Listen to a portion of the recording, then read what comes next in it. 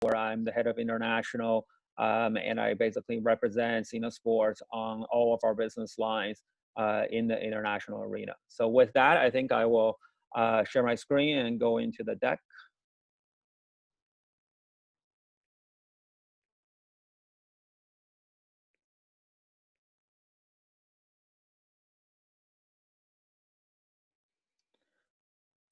All right. So a quick intro on the China internet space. I think right now it says the internet users in China is about 854 million, which is equal to the population in Europe. And you know, it's a very different market in the sense that everyone is focused on mobile. So you see that there's a 98% mobile user rate. And here's a map of the Sina Corporation, if you will. We started over 20 years ago. We've listed on NASDAQ now for the last 20 years. We just celebrated the 20-year anniversary.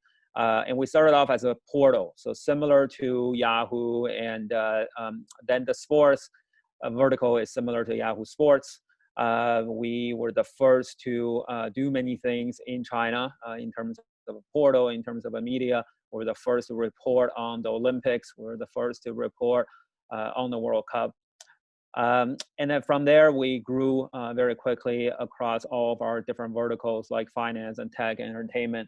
And each has kind of taken on its own identity, I guess. They've all become their own separate companies doing things in that vertical in much more depth. So we're not just a website in sports, and our finance department have their loan products, and our automaker company had their own secondhand car platform. So everyone is doing something that's a lot more extensive in their own verticals.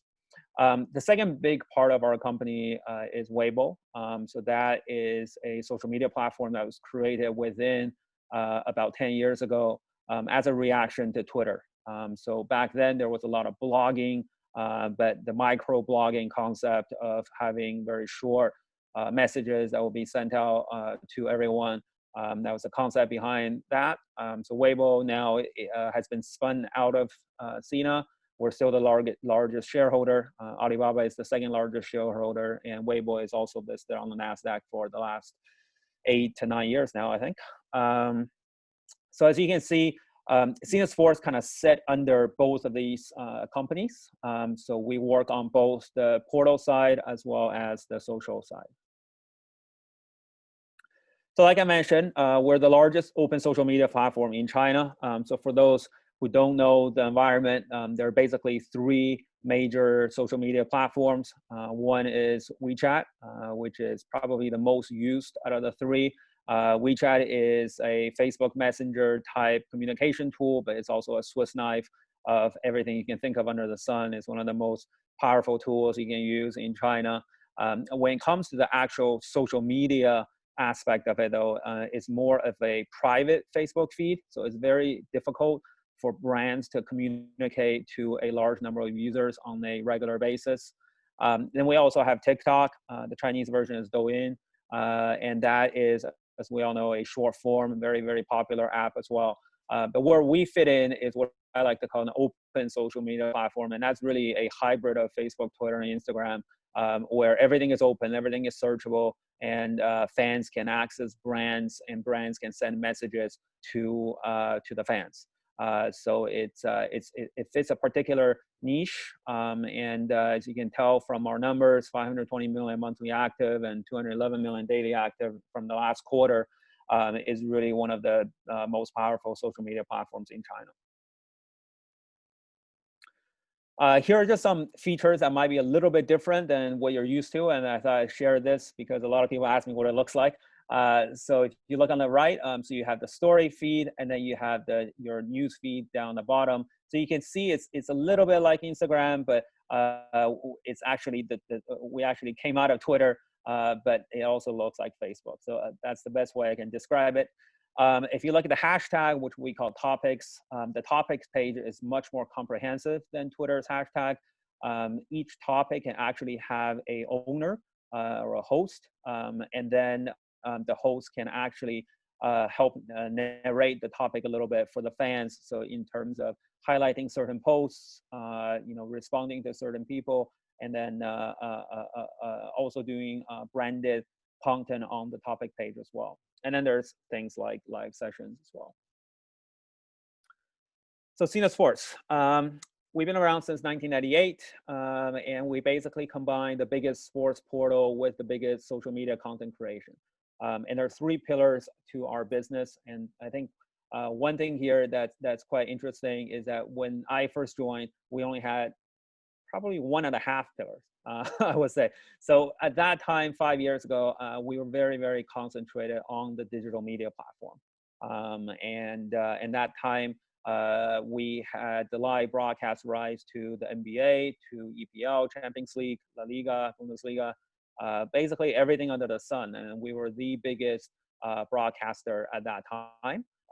And basically, as soon as I joined, we went into a period where the rights fees in China increased dramatically, starting with Tencent's exclusive deal with the NBA, which put the rights fee at over 5-6 times over the last cycle. And then we started seeing even crazier numbers coming out because we had several upstart platforms that had basically private, some VC money that went in and bid up the rights.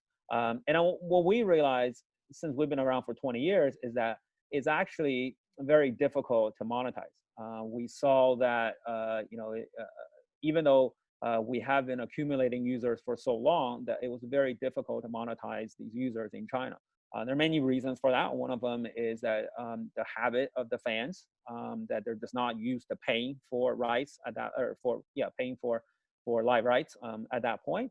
And then also we felt that the entire spectator, fan spectator area is just not big enough to monetize. So we are very dependent on advertising. So we're about 100%, 99% advertising driven.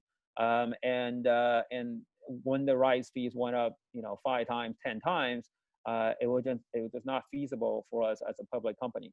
So we decided to consciously make the pivot from the digital media platform into the other two pillars that you see here. So the second pillar is being a social media platform creator. So what that means is, like I mentioned, Weibo is a company that's related to us. So we said, well, and at that time, we actually did have some Sina Sports branded accounts on Weibo. But we wanted to focus on that. And so what came out of it is we shifted a lot of our editorial resources and efforts from the digital media platform into the social media platform. So Sina Sports as a brand now have over 100 different accounts and with over 180 million different users, followers on these social media accounts. So that's really opened up a whole range of assets for us to sell advertising, which we did not have before.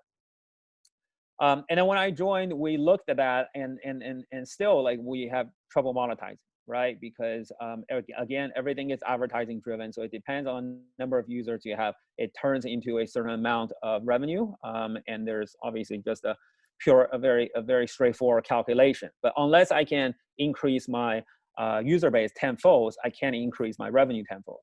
So what can I do with that, right? And a lot of times, I think for companies, it's very important to look at your strengths. Our strength was the fact that over 20 years, we accumulated users, hardcore sports fans on our website, and then a lot of casual fans on the social media platform. And we, every message we send out on social media, every message we send out on our website is seen by millions and millions of fans in China. What can we do with that, right? And that's when we created our third pillar, which are this line of offline events. And here the analogy that we can draw from kind of the sports broadcasting history, I guess, worldwide is what ESPN did with X Games 30 years ago. So creating your own brand and then having 100% ownership of it so that you can monetize off of that particular IP in multiple ways, such as sponsorship, broadcasting, ticketing, merchandise, and basically creating your own IP. So that's what we did. And I will get into a little bit of that later. So here's our website, mobile app. So you can kind of see some of the numbers. We partner with a lot of different properties, and we have many channels. So you can see some of the advertising that's here as well. And this is a very traditional website, nothing to get excited about. So I'm gonna go quickly through this one. Second one, like I mentioned, is our social media content creator. This is when we realized that, hey, we could be the main driver for sports content on Weibo. And this is kind of a unique situation where we don't really see people doing this in the Western social media space. Facebook and Twitter is much more focused on live broadcasting as opposed to creating their own content. And also they don't have a sports company that's affiliated with them. So I think the analogy here is if we had Facebook and ESPN being the same company, you will see ESPN being featured a lot more prominently on Facebook. And that's what we've done. So like I mentioned, these numbers have gone up a little bit. So we're over 100 different official accounts now with over 180 million views. And they span the vertical. We have close to 10 NBA related accounts. We have close to 10 European football related accounts. Then we have tennis, golf, fitness, outdoors, equestrian, you name it. And we have an account that covers that vertical. And in most cases, our account is the largest follower base account for that vertical. And so this is kind of the exciting stuff. So like I mentioned, we created a 3-on-3 basketball tournament 5 years ago. It is now considered the largest 3-on-3 basketball tournament of its kind. So here you see some of the 2019 numbers. So last year, we were in over 185 cities in China, and we had over 200,000 participants. So here, the 150 plus, that's in 2018. It has really blossomed into our flagship product. Before everyone knew us for our website, but now everyone knows that in China, we run the largest 3-on-3 basketball tournament. As you guys might know, the 3-on-3 basketball is now part of the Olympics. So actually we have quite a few Olympians who are our future Olympians who have participated in our tournament. And on top of this, we actually built a international competition as well. So we had some of the best players from around the world that came and played in our tournament. And also, as you can see, we've attracted quite a few sponsors. So the first one there, that says Iced Tea, that is a Master Kong brand. Master Kong is a Pepsi-related company in China. So that's their iced tea brand. That was one of our biggest sponsors. We've also had Samsung, McDonald's, and a whole range of automobile companies as sponsors in the past as well. Here are some numbers that we have. Again, this is the strategy of playing to our strengths, taking the Weibo numbers, the Weibo followers, and then the digital media website followers, and driving them into this account or into this event. And here, kind of drawing on my past, when I was a kid in the States, I always remember watching ESPN and always seeing X Games clips, right? And nobody really wanted to watch X Game clips, but they showed it, and the reason they showed it is because it was their own brand and they were pushing it, and that's what we did as well. So if you go on the Weibo platform and you click on the sports tab, the first button that you'll see there is probably the NBA. The second one you'll see there is probably the Chinese Super League, and then the third one is actually our 3-on-3 basketball tournament. So we really put a lot of resources of our own into this tournament in order to make it as large as we can. And here you can see the growth that we have had and the trajectory that it's heading. So in 2015, when we first started this, we were in 9 cities, we didn't even have a name, I don't think, at that point. It was just called the Sina 3-on-3 tournament. We didn't have any sponsors as well, but each year you can see the tremendous growth that we've had. So in 2018, we actually created the SEL, which is what we call the Sina Elite League, and that's the international tournament. So we brought in some of the best FIBA teams from around the world, and continuously in the last couple of years now, those players will be, competing in the Olympics coming up in the upcoming year. And we created multiple properties. The strategy behind that is so that we can cater to different types of sponsors and diversify further in terms of the sponsorship base. So For example, on the Elite League, we tend to have international sponsors like Samsung, like McDonald's, like Lenovo. And then when you go down to the point game, which is very much a grassroots tournament, we're catering to a completely different group of sponsors that are very much focused on local and within vicinity of each province. So like I said, I mean, this is a FIBA certified tournament. So when we built it, that was with an eye that we would cooperate with FIBA. We would take this as much as we can, and we will try to build it to be as big a product as we can. So this is an international tournament that I mentioned, and it features some of the best teams from around the world. And this tournament, actually, what we realized after we created it is that it's actually of immense value in helping our brand succeed internationally. So we actually sold the broadcast right for this tournament last year to over 30 countries and covered basically 4 continents. So we were in the US, we were in Europe, and then we covered all of Asia, including Fox Sports. And then we were down here in Australia, New Zealand with ESPN. So it's definitely growing in terms of their reputation. We also now have allocated resources to build the presence on Facebook and Western social media as well. Another thing we did was to create a partnership with a agency called MediaPro. MediaPro is a Spanish company that is the official agency for La Liga. And we have a relationship with them where they help us with international distribution. So that involves media rights, like I mentioned, involves commercial rights. And so MediaPro was the one that brought us the Samsung deal, and also includes overseas stops as we try to expand this tournament overseas. So in the photo in the bottom right, you can see that was actually our tournament in the Philippines. So last year, outside of mainland China, we held 3 stops. And this year, it looks like we're going to be able to host 2 to 3 stops, even with the COVID situation.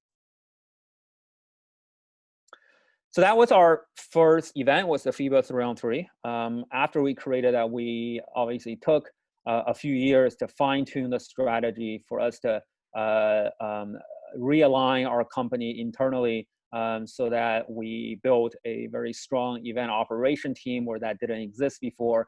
We built a sales team that sold event sponsorships versus online advertising and many other departments as well. So the pivot took a while, but what we realized is that the pivot isn't just for one particular event. The pivot is the strategy of building offline events and creating more IP that was owned by Sina. So after the success of the 3-on-3, after we kind of got the gist of how to run it, we started expanding into other events as well. So here is our second event that was created, and it's a 5-on-5 futsal tournament.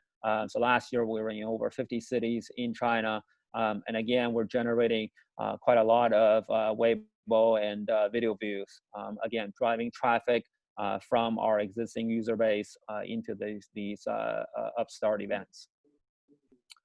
And also, we created an alpine skiing event, and this is with an eye to the Olympics in Beijing in 2022.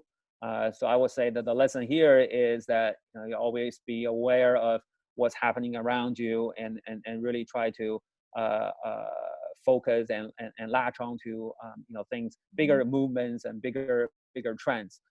So this is an event that was founded soon after Beijing won the right to the Olympics, and now we're doing very well in terms of sponsorships, in terms of user audience base, because of the big focus on the events, and a lot of our potential sponsors are the official sponsors of the Beijing Olympics. And in 2019, it says that we did 100 stops. That's because that was the number of stops that were scheduled before, unfortunately, the season was cut short due to COVID. But we actually had a stop in Austria, and this season we're looking at a few stops internationally as well. So, and here we're also a International Ski Federation endorsed event, and basically we showed them the model that we had, and we showed them our relationship with FIBA. and they were incredibly impressed. And China is obviously a big focus for them, and we became the first ever event that they've ever endorsed. So that's basically us in a nutshell. And I hope that was pretty clear, our 3 lines of business. I think, it's, I certainly learned a lot having gone through and helping to build and helping to pivot from a pure digital media website into one that we can pretty proudly call a comprehensive sports company. And our revenue has been diversified. Our advertising revenue is only about 70% of our total revenue now, with most of the rest coming from sponsorships on the offline events that we built. Let's see what else. I would say that what we've done is pretty unique. I think there are obviously lessons to be taken by other companies, but I think it was a combination of things that led to what we've done and led to the growth. But I think it is pretty difficult to duplicate just because of the unique situation that we faced. And also, if we, I think one big lesson is in terms of strategizing and really taking a hold of the throttle and moving things forward as quickly as possible. I think if we had waited another year or 2 on that strategy to shift into offline events, we probably wouldn't be as successful as we were, because at that time, because we no longer had the live rights, we were slowly losing some of the live users or live viewerships, right? So we were able to quickly pivot into social media and then into the offline events before we lost all the users. And there are definitely platforms out there that if live rights is the only thing that they were focusing on, and then they were losing the rights before you know it, I mean, they will lose the users as well. So I think it's, kind of strategizing and seeing the trend and then trying to really capitalize on that and doing it as quickly as possible. So those will be my general lessons for all the startups here. And then, yeah, Menti, I think that's probably me at this point, and I would love to answer any questions from you guys. Okay, so I already invite Kersey. Kersey, can you hear me? Yeah, I just invite you to pitch your product first to Sam. And do you have interest, or otherwise maybe we can step to the Q&A session? Yeah, hello. Well, good day, everyone. Hello, Sam. Nice to meet Hi, you. Kersey. Nice to meet you. Yeah. Yes. So we are Willeke, and we are developing active games to promote health. So we are gamifying physio tools library with Unity, which is actually a pivot we did now over the lockdown. So I was actually about to raise my hand and ask about this Weibo and how, but maybe that's a discussion for later. Yeah, and then also we are producing active content for early childhood education to bring together the new technology elements of gamification and research. Yeah, I've heard of Weibo before, but would be really interesting to know, like coming from Finland, and how is it open for us to just? I actually downloaded the app, so but like any tips how we can start going forward with either you or then your platform for starting to market our products online? Yeah, I mean, I think obviously there's quite a few Finnish gaming companies that are doing very well in China, and the App Store is a whole different ecosystem, and I'm sure you guys are very familiar with that. What we do usually, I always call ourselves as kind of a loud microphone. We're happy to pass the microphone to anyone that has a message to deliver, and so it's very similar to someone like Facebook and other open social media platforms, where you really just need to create content to try to capture the fans' attention.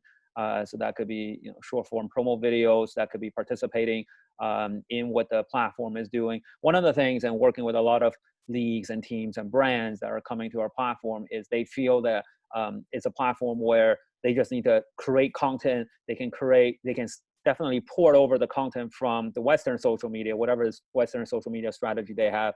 They could just port that over. And then a minority piece of the content will come from, what they consider to be localized or China-specific content. So that could be a greeting on Chinese New Year. It could be, that kind of stuff. But really, I mean, that's a very rudimentary level of working on the platform. I think one of the things I always advise is you really need people who obviously understand Chinese, but who understand the Chinese ecosystem to be able to help you navigate through some of the community aspect, the social aspect of the social media platform. Meaning, if you imagine on Twitter, if all you're doing is sending out tweets and you're not responding to anyone, you're not participating in the larger stories that's happening, well, that no one's really gonna respond to that.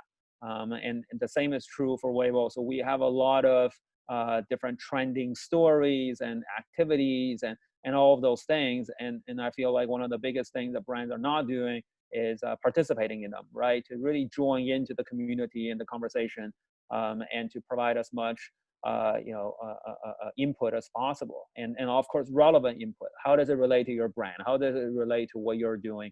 And the good thing for you is, because you're building a lot of things that relate to very positive messages, those tend to be very much encouraged on the platform. So I think it's probably a very good way for you to be able to stand out. But again, it's probably the advice that many of the Chinese experts have given you guys is that, in order to really tap into the market and the potential in China, you need to have a local team or at least a local partner to help you navigate, because it really is a parallel universe where, I 20 minutes to explain what Weibo is and the ecosystem of the Chinese social media platform is probably not going to do it. So I think that's probably the most useful advice I can give you there.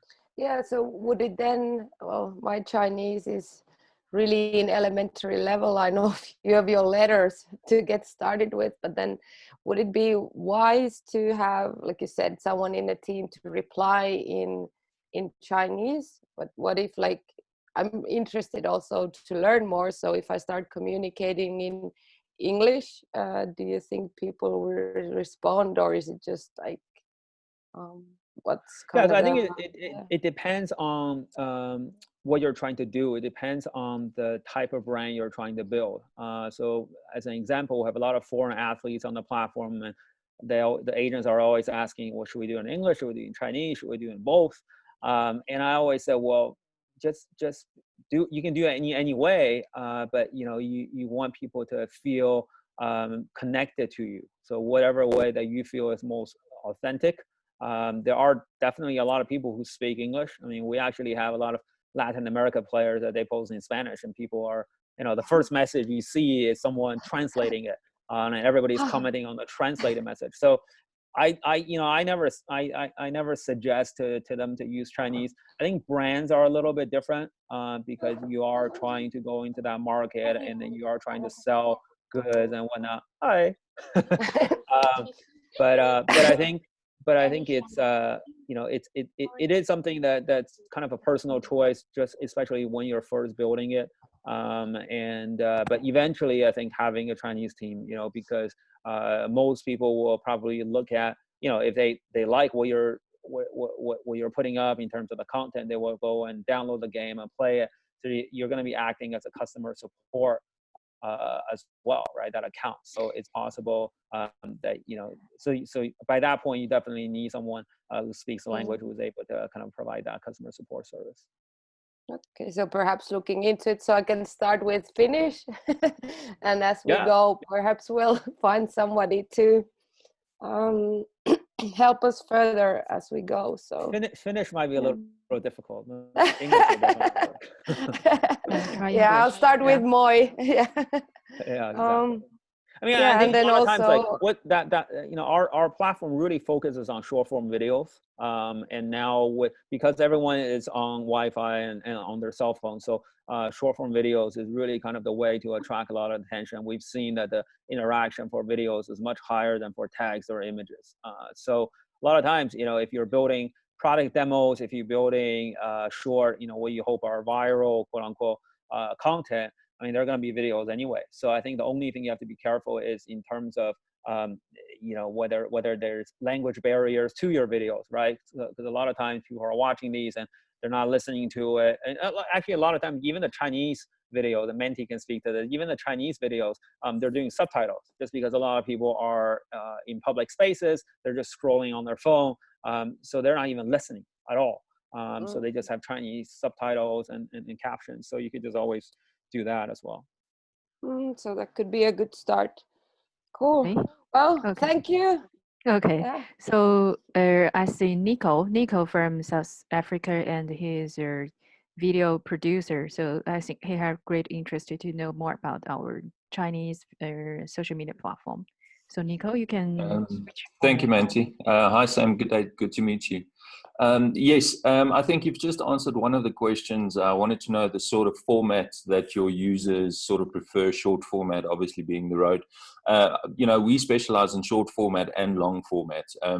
My second question would have been, what sort of interest would international content have to your users? Do they prefer to watch local content? Do they prefer to watch international sports content? What's your sort of demographic with regards to your local base? I think that they like to watch interesting content. I don't think there's really sort of any border when it comes, especially when it comes to sports content. That, you know, it's fans are very much used to watching foreign sports leagues all around the world.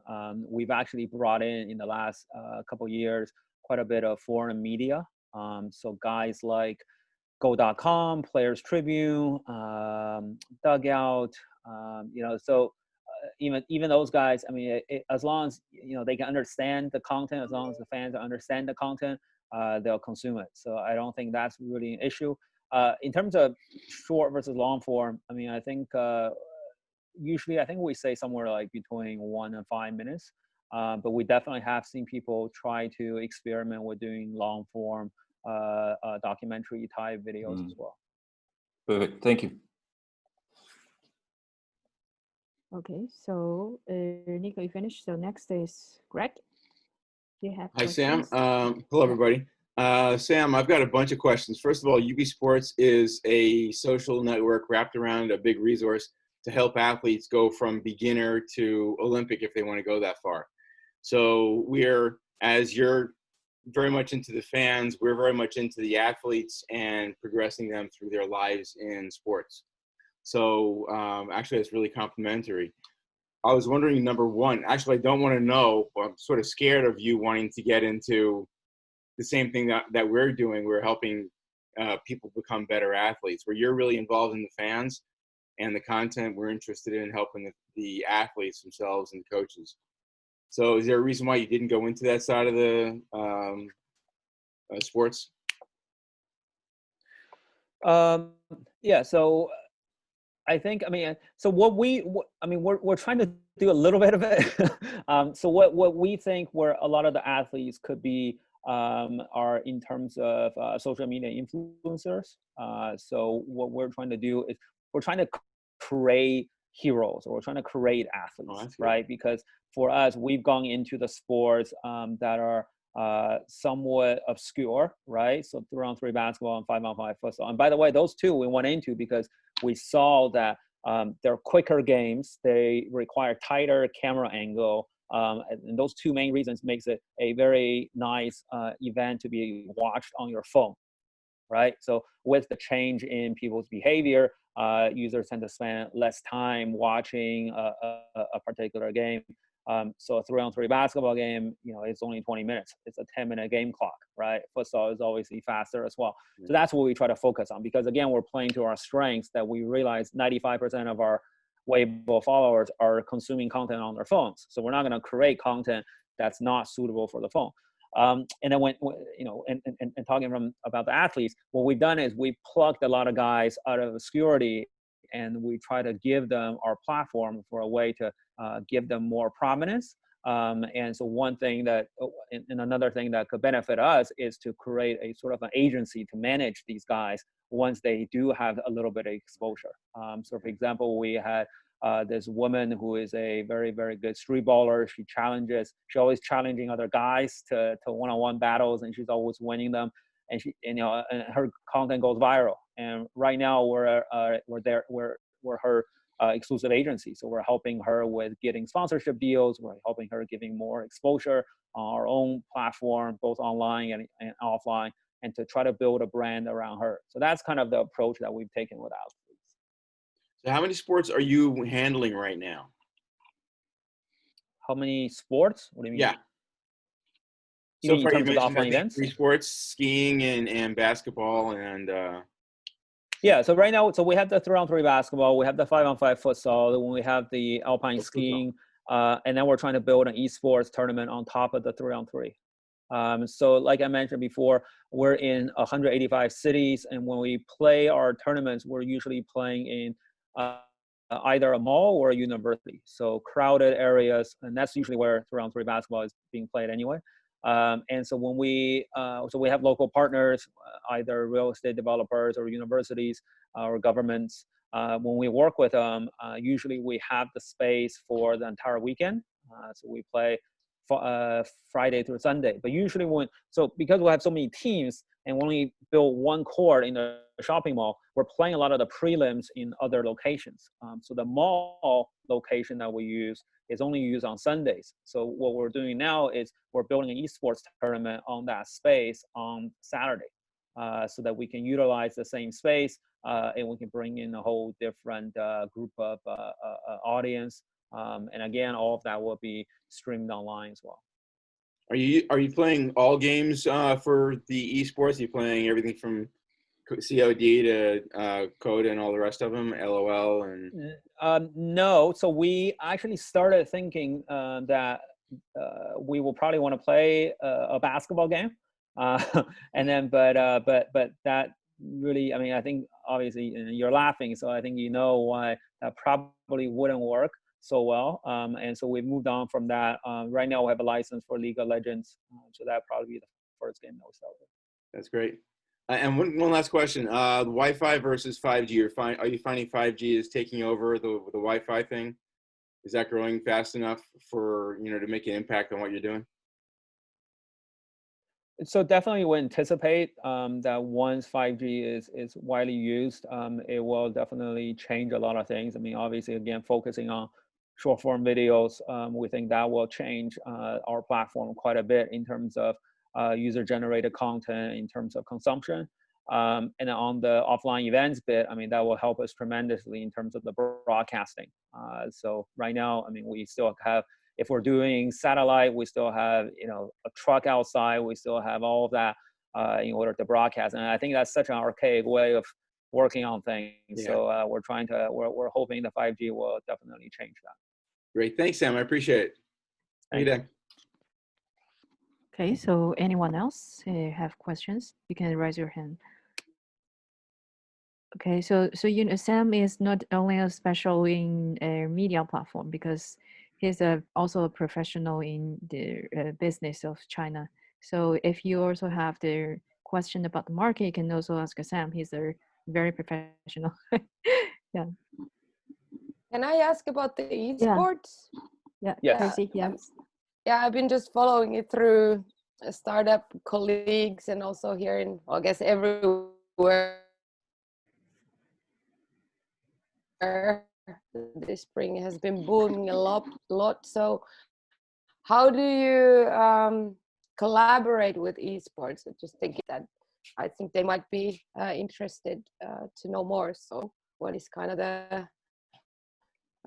the way to get to know about this esports initiative that you're doing? Yeah, so again, we're coming at it from differently from each of our business lines, right? So with our digital media website and then with the social media, we're spending a lot of time covering esports. So we have editors and writers that cover different events that happen. And then on social media, we're watching the trends so that when a Chinese team wins a major tournament, for example, we start to see the trend go up, and we try to latch onto those trends and really participate in them.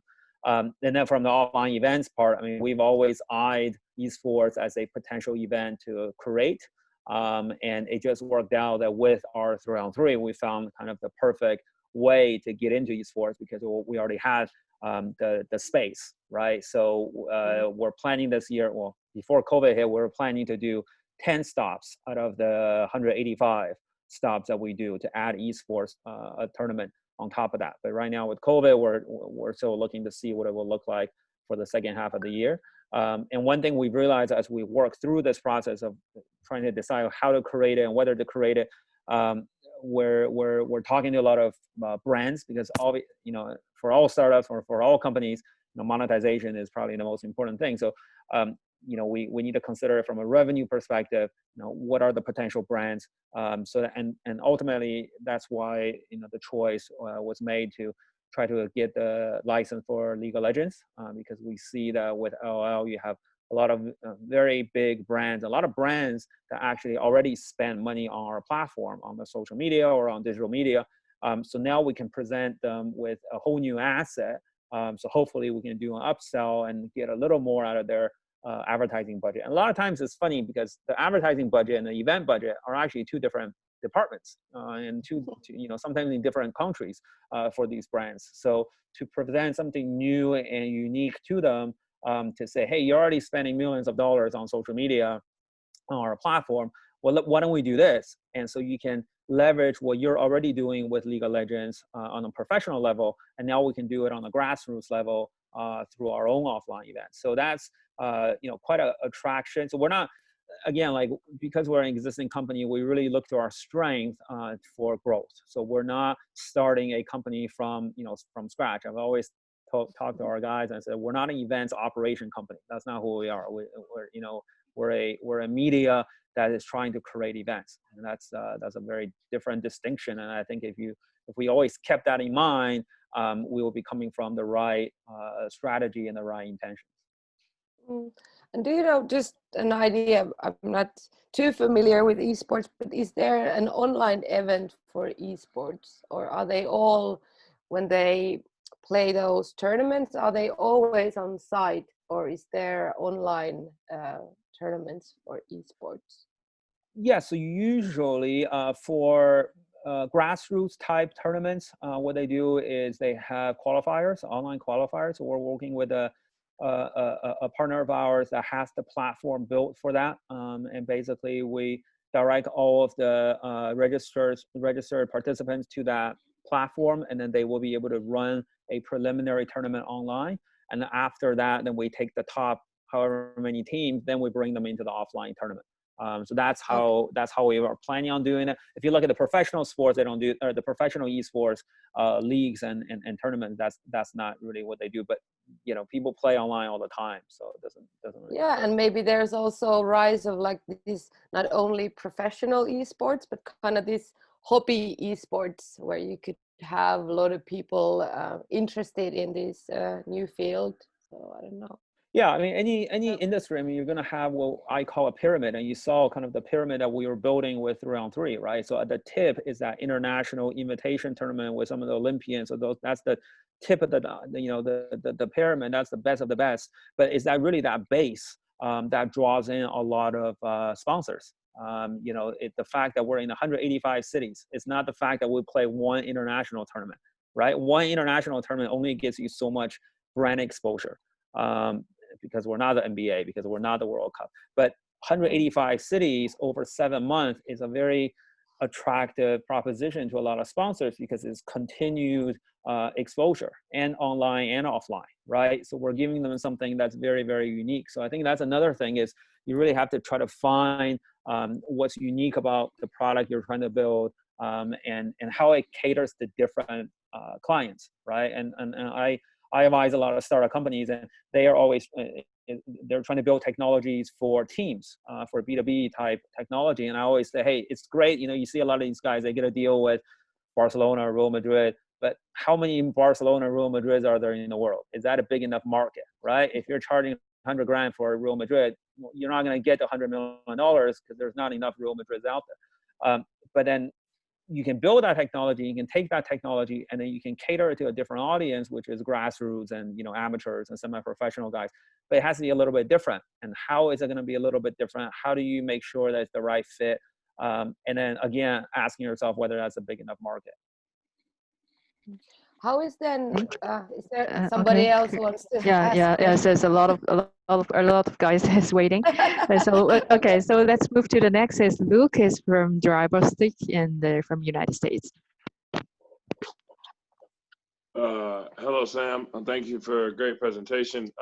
My name is Luke Lloyd, like she said, and I have a basketball training system. So we have a basketball tool or training tool that helps players learn how to dribble better. We have an app and a book that goes with it.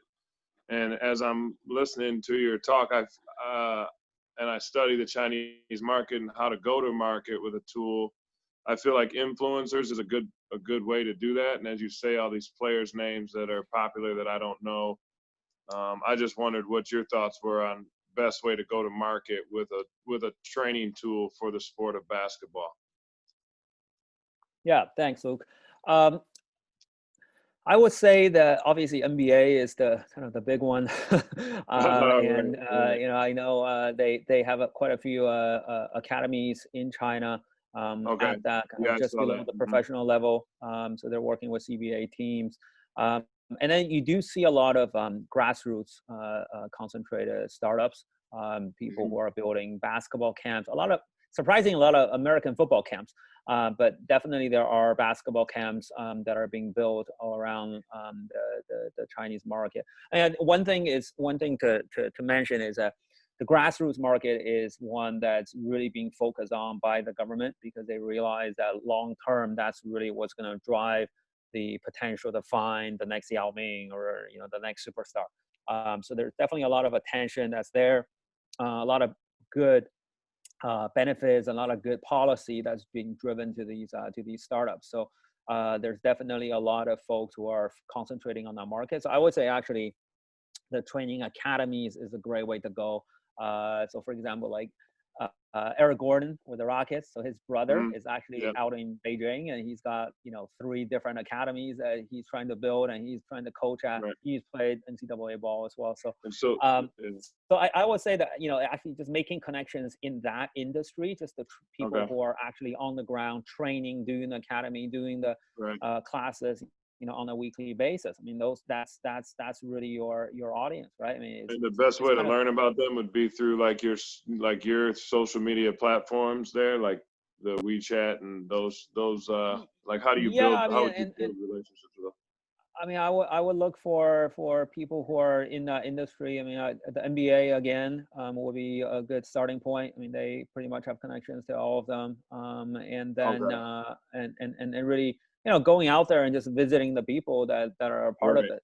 That makes sense. And the Chinese Basketball Association as well. I mean, they are the ones that basically have knowledge of all of these training academies and camps that are out there. Thank you. Yeah, thank you very much. I mean, I would say pretty typical to what you would do. Right. Yeah. I mean, Okay. Yeah. It's really about relationship building. I mean, the influencer is the same thing. I mean, you can obviously have the biggest influencers, the CBA basketball players or the NBA basketball players, and then you can have down to micro. Like the girl you were speaking of. Like, would you like contact your agency to see if she was? Yeah. So we could. So if you want to talk to us, we're happy to talk. Yeah, absolutely. Okay. And these are somewhat called micro influencers. So they're right. Yeah, that's more because I feel like that grassroots would be a good route. So yeah, that would be like those micro influencers. I feel like would be a good look too. Just to give it a little more exposure. I mean, we can even chat about, hey, my tournament. If you guys bring the equipment and bring the training, we can share it with our guys who are there and see what we can do. So we have those partnerships as well. I mean, we sent some of our best players down to Australia. So we had a relationship with the NBL, so the National Basketball League down in Australia. That's getting very prominent recently because they signed Lonzo Ball to play. And so with that partnership, so again, just for everybody's sake, I mean, that partnership, we managed to do it with all three of our business lines. So with the NBL, they said, hey, we really want to broadcast our games on your platform. And so from that, we structured a partnership where, sure, if we do that for them, we give them exposure for that. We created a Weibo account and we help them on Weibo. But also with our own offline events, as part of the partnership, we send some of our best players to go down and to try out in their combine and to participate in their 3-on-3 tournament. And we sent a film crew, we filmed the whole thing. It became a very good piece of content. So that actually was a better promotion for them than getting their games live broadcast on our platform, right? So a lot of times it's kind of really about being clever and trying to find and navigate and find the right partnership that works for both sides. Because for us, broadcasting their game really wasn't of that much consequence to us. But having our players being able to go down there, having the opportunity, I mean, we advertised it the entire year to say, if you win our tournament, you're going to get to go to Australia and try out for the Australian Professional League. And to us, that's a big get, but to them, that's a huge thing for a basketball player. Yeah, for sure. Thank you very much, Sam. I appreciate that. Yeah, Sam, do you have 10 more minutes? Because we still have two startups want to discuss with you. Okay, so next is Tolly, right? Tolly is not from the China Growth vertical, but he want to have her talk with you. Hello. Thank you.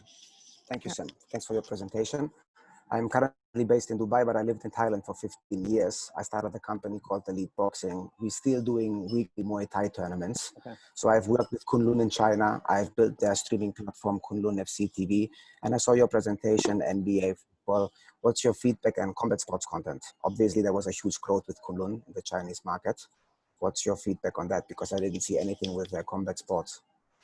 Yeah, so we were the partner for UFC for about 3 years, and I always joke that we have bad timing because basically as soon as our partnership ended, that's when John Lee became the world champion, and so that's but I personally I'm a pretty big supporter of MMA and combat. I think it's got a lot of very, very interesting. And then, support in China. And then also there's quite a few different brands, right? So UFC, One, and others. And I think one of the cohorts is James. Yeah, so I think James is actually representing Weili in China. So he can definitely speak to the potential in terms of commercial opportunities. But yeah, I'm a big fan. I think it's got a lot of very very big potential. Also, that with martial arts, there's a bit of roots to it, and I think One Championship has really done a good job of trying to tell that story about martial arts and in Asia. So for me, I have built a company in Thailand. We're still producing weekly events, but I'm in Dubai right now because we are going to do an event at the Expo in Dubai. But what we're going to launch in Dubai is a hybrid model between esports and combat sports. So my question here is now, would it be interesting as a strategic partner for Sina to bring in the Chinese team participating there and create all the content around? Yeah, I'm happy to chat. I mean, on esports, so Weibo, we actually have a team. So we participate in some esports tournament. We actually have I don't know his name, but he's a somewhat famous foreign player. And we were one of the first Chinese teams to have a foreign player. So that made the news a few months ago. So absolutely happy to chat, on esports to see, if there's anything we can do. We'd love to see if we can send our team. Absolutely. So is your startup that's part of Hype? The startup is about blockchain collectibles, but my main business is still running. I have produced over 20,000 hours of content. So I have a streaming platform. Some of my videos, they are being viewed from 8 to 10 million people. So the idea was to create digital collectible cards of each of these athletes and then share advertising revenues from the videos back to the card holders. So the startup here is collectible sport cards based on blockchain technology. And it's actually, when you buy a collectible of an athlete, which is going to become, which is having a viral video, you're actually getting revenue share of the advertising, plus you're getting a revenue share of the future earnings. Since we are the event organizers or the federation that control that ecosystem, we are also redistributing future earnings to the card holders to build more engaging content and rewarding them. So that's the main this one. But got it. Thank you. Cool. Okay, the next is Steve. Yeah, hello, Steve. Morning, Menti. Thank you. Sam, it's nice to see you. Pleasure. A few quick questions. The first is monetizing on the extraordinary volume that you have of participants. Just quick query, is there any admission fee when you have these hundreds of thousands of people coming through and playing? Is there any gate that you're getting from the participant? Yeah, we charge a very minimal fee, and what we do with that is we work with our apparel partner to provide jerseys or shoes as part of that a registration fee that they pay. So it's about $7, $8 per person. So obviously, it's heavily subsidized by the apparel partner. So that's not really a revenue stream that we care about that much. We don't think that's going to be a big driver for us. I mean, it's really focusing on sponsorship and a little bit on broadcasting, and then looking at merchandise and other factors. The second quick question was regarding broadcasting. I think I saw CCTV with respect to your 3-on-3. So the Tencents and the others that are paying massive fees for the NBA and other national leagues, international leagues, are you seeing any future opportunity for the local broadcaster? Will they give it that type of recognition, a domestic massive event, in even a fractional level of what they're paying for international rights? I think a fractional level is probably what we're talking about. I mean, we're nowhere near the size of the NBA, and we don't claim to be. But I think I think for us, again, most of the traffic is coming from online, but the CCTV and the other regional television broadcaster we do have, it is nice to be able to show sponsorship. Again, it's very much driven by revenue, right? So it's dictated by sponsors. If sponsor says, hey, we need to be on CCTV, then we try our best to be on it. But from our perspective, because TV broadcasting versus digital broadcasting, I have no idea, and NBA says this too, like we have no idea who the fans are. I can have 100 million people watching it, but I have no idea who they are. I can't reach them. I can't access them. I can't talk to them. And so from our perspective, it's not, that is somewhat meaningless because I don't know who they are, and there's no way that I can turn them into my own followers, right? Probably one of the most fascinating comments I've heard since joining the accelerator, by the way. When I worked in your market or in the region, if you said you had CCTV broadcasting nationally to a national audience in China, you wrote your own ticket. So the final question I had was, which I thought was a very interesting comment. You mentioned the basketball, the soccer, and primarily which was very interesting, the capturing and distribution through the mobile platform. And it's kind of interrelated. You mentioned skiing, which is a tough broadcasting platform. Why wouldn't you have, for example, and maybe you are already, but the obvious sports that China is so successful internationally, badminton, table tennis, you look at swimming, you look at volleyball as sports that are easy to capture in the environments you mentioned, such as malls or university settings. Those seem to be very, very easily to replicate on your model based on basketball. But you went to skiing. I found that to be fascinating. Well, so we looked at, from a participatory sports perspective, what are the most popular sports, and the top two are basketball and soccer by none, right? And all the ones that you mentioned that quote unquote China is good at, badminton and volleyball and all of these. Badminton to a certain extent is a little bit different, but say volleyball, I mean, there aren't that many volleyball players, right? You do have professional volleyball players, but you don't have 1 million amateur volleyball players. There's not volleyball courts. I don't know of any volleyball courts. Do you know any in Shanghai or in Beijing? I don't know. So from a participatory perspective, it's definitely those two. It's basketball and football. And then skiing is because skiing is because of the Beijing Olympics, right? And because we saw the opportunity that presented where the government said that, hey, we're going to try to create 200 million skiers. We're going to create over 500 ski resorts. I mean, last year we were scheduled to play 100 ski resorts. I didn't even know there were 100 ski resorts in China, right? No, I don't think anybody knew. but they exist. There's a lot of indoor ones down south, and we actually play down there as well. So that one really was about kind of following the general trend and following what's happening in China and following the focus there. So something like volleyball or badminton, I mean, again, one thing that we run up against in those sports is that there are already professional leagues that exist that's run by the either the sporting association or the government. So there's not much that we can do on the amateur level, whereas for 3-on-3, 5-on-5, we can't, because those are not, at least not that time, they're not Olympic sports. So we could get into those sports, and on the skiing, because it is more of a participatory sport, there's not really any concerns on that front. By the way, are you covered in China? Does your media cover Sina Weibo the way Twitter is covered in the national media here in the United States? Not as much, I think, because I mean, so yeah, I mean, I always wondered about that, because Sina and Weibo are both listed on NASDAQ, but in terms of coverage, it's actually pretty sparse, I would say. I always wish that more of what we're doing would be covered by the international media, but we don't really see that much of it. And domestically, do you, if someone domestically?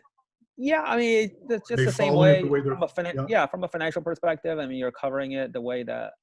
I meant actually more the user, Sam. So for example, if some basketball player puts out a tweet here, if LeBron puts out a tweet in the United States, it's in most of the major press the next day. Oh, yes. Yeah. Absolutely. So they are following your platform. Yeah, absolutely. But and probably, I would say more so, just because the way like I mentioned before, in China, we're kind of a combination of Facebook, Instagram, and Twitter, right? So because the other platforms on WeChat, for example, if not LeBron, but if Lin Dan, who's a badminton player, if Lin Dan says something on WeChat, we wouldn't know about it, because it will only go to his group, right? It's a private group of people that he can open his feed to. So he wouldn't be talking to millions of his fans on WeChat. He could do it on TikTok, but TikTok, you're not really able to, express too many feelings in 15 seconds. So we are kind of by default where a lot of guys will come to us and express messages to the fans, announcements like retiring, stuff like that. And of course they get picked up, because we're kind of the place to do that. Clear. Thank you. Okay, so the last one is Mark. Mark is from Swimmeon. Hi, Sam. Hello, Mark. First of all, apologies, my camera's not working today, so you'll just have to guess what I look like. But thanks for all your time and insights today. I've just got quite a sort of straightforward, very specific question, really, because we're developing a wearable for swimmers. And at the moment, finding it a little bit difficult to understand the market for our product and the market size. Would I be right in thinking that swimming is growing, but that it's probably not something that's really getting into sort of the broadcast side of the sort of media? And if that's the case, do you think there is a growing interest from general public, general people to be learning to swim and to get into swimming as a way of keeping fit? Yeah, I think from a participatory standpoint, it is actually I take that back. So any participatory sport, I think, is growing in China. I think this is a very, very large trend that we're trying to capture, that a lot of people are trying to capture, is the fact that you have a vast growing middle class that has a lot of focus on health and fitness. So anything from running to basketball to yoga to fitness to swimming, you're definitely seeing a pretty major growth just in terms of the numbers. In terms of broadcasting, I mean, obviously the Olympics and major sporting events, international events where China is kind of getting gold medals, I mean, those events will be covered, but not kind of your regional or grassroots tournament, not so much. But I think it's really, we chatted about this, during the judging.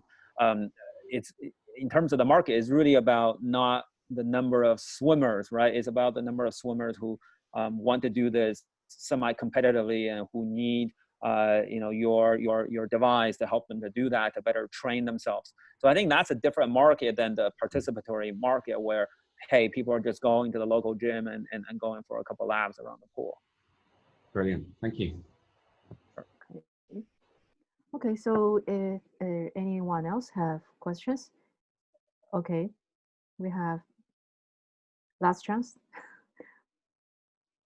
Okay, so if there is not, so we thank you, Sam's time today. And if any of you have further question, please write to me. And if you want to get the contact of Sam, and I will forward the email of him to you.